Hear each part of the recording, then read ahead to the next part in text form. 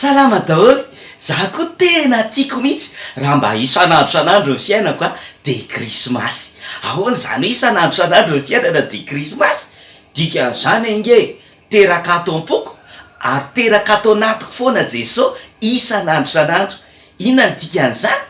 Dikan'izany ihany koa de zao miaraka amiko foana Jesosy Kristy isan'andro isan'andro de lasa krismasy isan'andro isan'andro ny fiainako satria i Jesosy miaraka amiko isan'andro isan'andro de teraka ato anatiko isan'andro isan'andro de miara-miaina an' Jesosy isan'andro isan'andro.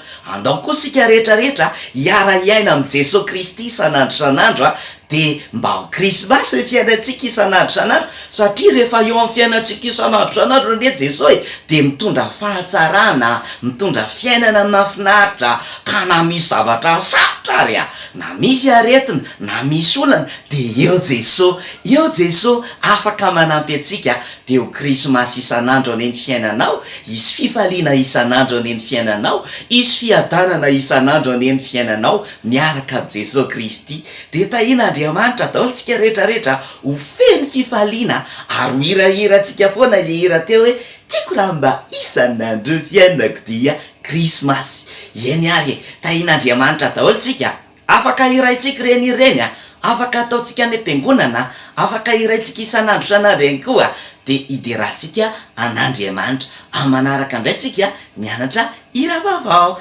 Veloma daholo.